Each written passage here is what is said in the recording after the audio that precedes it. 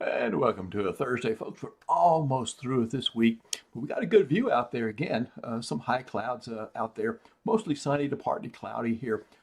Past few hours here on Texas Avenue in Alexandria, there with our Sinlob Broadcasting Tower Cam. Thank those folks for that. We're in the upper 50s, pretty nice. We're in the lower 60s in Leesville right now with a mostly sunny, clear sky over in that direction. So coming up, I'll be talking about the cold weekend ahead and some details. And yeah, I'm going to throw this out. A few flakes are possible. And I'm not talking about weathermen or politicians, okay?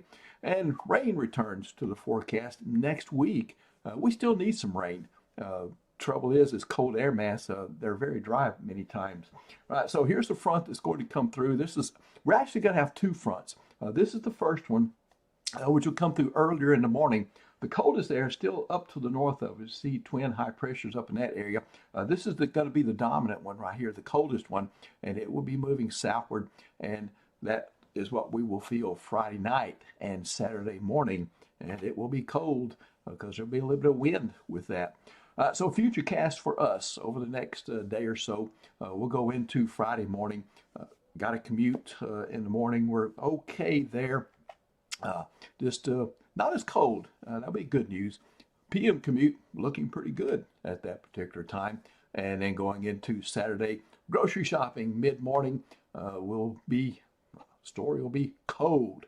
It will feel like the single numbers to the teens. Probably about 5 to 15 degrees will be the wind chill when we'll see temperatures in the 20s and wind gust up about steady wind 10 to 20 and gust 20-25.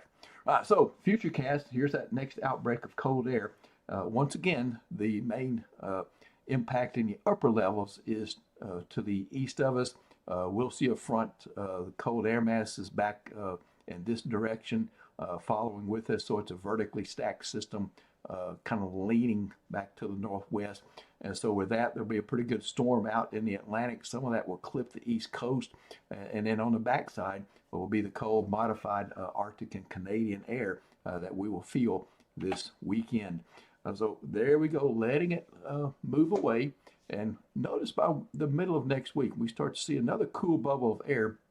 But this was not carrying that much cold air.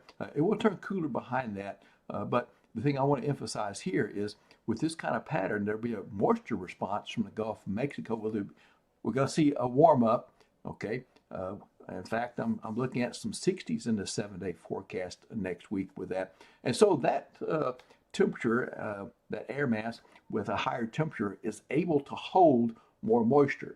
And so the moisture coming in from the Gulf of Mexico won't be dissipated. It will be held by the air pretty decent, not as much as the summer when we're in the 80s and 90s, because the capacity of the atmosphere to hold air depends on temperature. The higher the temperature, the more moisture it can hold.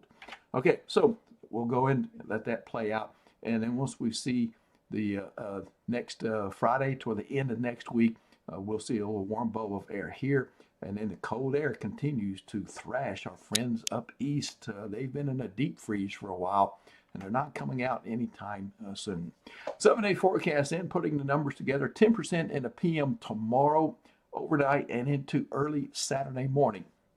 Just in case there are a few flakes, some good high-resolution guidance is indicating that there could be less than 1/10 of an inch of snow. That's just a dusting, but for kids of all ages, I'll be honest with you, and for me, that's one of the best scenarios. You might not get to play in it, but you'll get to see it, and it won't have any of the negative impacts that snow gets if it happens. That's a big if.